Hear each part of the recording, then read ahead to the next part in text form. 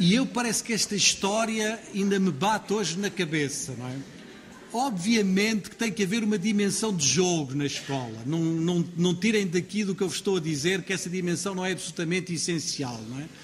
Mas é óbvio que a escola tem outras missões e tem que colocar a criança perante patamares em que ela própria se supere, em que ela própria consiga chegar a patamares de exigência, patamares de agrado, como diria o Alain, que são, a meu ver, muito importantes. E é por isso que eu acho que o que nós temos que pôr no centro hoje é a valorização da cultura e das aprendizagens.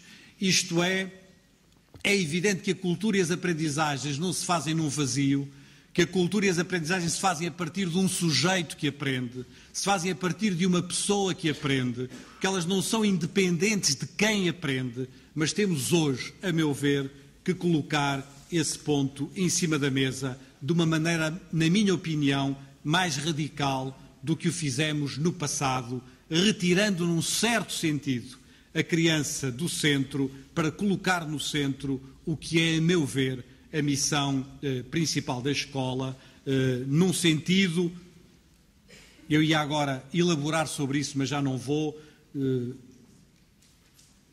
já não vou, que isto agora demora muito tempo,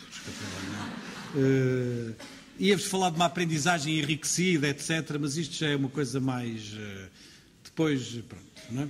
Vamos passar para o terceiro ponto, senão isto depois demora muito tempo, não é? O terceiro ponto, vocês já perceberam o argumento que eu vou desenvolver, não é? E, portanto, julgo que, a partir desta altura da minha argumentação, o argumento repete-se um bocadinho e não trará grande novidade, não é? A pergunta é saber se hoje a criança está sujeita a uma grande passividade ou está sujeita a uma grande atividade, não é? E, obviamente, que o que eu acho que nos caracteriza hoje como sociedade do princípio do século XXI é que a criança está em atividade permanente, não é? Quer dizer, desde que acorda até que se deita, não é? E numa atividade absolutamente frenética, não é? Quer dizer, isto é...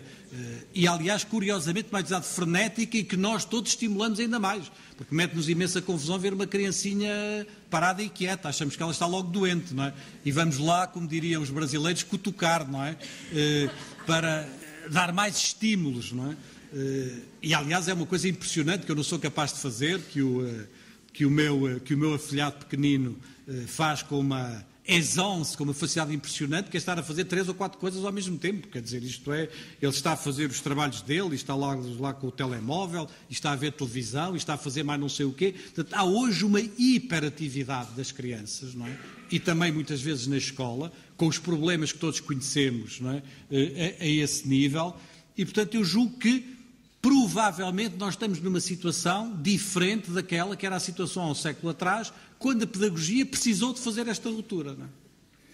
Há o livro talvez mais emblemático desta ruptura é um livro chamado Transformemos a Escola, que é um livro que é publicado originalmente em 1920, na sua versão francesa. A capa que está aqui é da versão portuguesa deste livro, que tem uma tradução do Álvaro Viana de Lemos e um prefácio do António Sérgio, e é publicado em 1928. E este livro, Transformemos a Escola, que é o grande manifesto da educação nova, o grande manifesto da escola ativa, escrito pelo Adolphe Ferrier, que era o grande propagandista também da educação nova, começa com um prólogo. Um prólogo que eu, enfim, se pudesse... que eu acho que devia ser obrigatório a todos os professores lerem este prólogo, não é? E refletirem sobre ele, não é? O prólogo é um prólogo muito interessante porque o Adolphe Ferrier começa o prólogo a dizer assim, o prólogo tem muitas páginas, eu vou-vos resumir em 10 segundos o que são muitas páginas. Diz o Adolphe Ferrier que um dia, começa ele por dizer assim, que um dia o diabo veio à Terra, não é? E veio à Terra, andou por aí a passear, visitou vários lugares da Terra e ficou extraordinariamente preocupado, não é? Porque verificou que os homens, a humanidade de uma maneira geral, era feliz. Que havia felicidade na Terra, não é? Ficou muitíssimo preocupado, não é? Ficou preocupado, voltou lá para os seus domínios, não é? Não sei exatamente quais são, é no inferno, não sei bem onde é que o diabo vive, não é? Mas lá onde ele vive, não é? Voltou para os seus domínios e disse, epá, eu tenho que mudar isto. O meu objetivo é tornar as pessoas infelizes, não é? Portanto, isto não pode ser. Então pensou, refletiu muito como é que havia de resolver o problema da felicidade na Terra, resolveu muito, e depois, ao fim de muito tempo, disse, descobriu, já sei. E a solução foi criar a escola, não é? E a partir daí, o Adolfo Ferrier passa para uma espécie de uma ladainha quase contra a escola, não é? De que eu cito aqui 3 ou 4 fases no meio de 100, não é? E diz ele, a criança adora a natureza, pois puseram a criança dentro de casas, não é? A criança gosta de brincar, pois obrigam-na a trabalhar. Não é? A criança gosta de se mexer, pois condenam-na à imobilidade. A criança gosta de falar, impõe-lhe silêncio e vai por aí adiante num longo requisitório contra a escola, explicando que é preciso introduzir vida e introduzir atividade na escola. Que a escola precisa de vida, precisa de atividade, precisa de movimento, precisa de coisas lá dentro. Não pode ser essas paredes brancas, nuas, não é?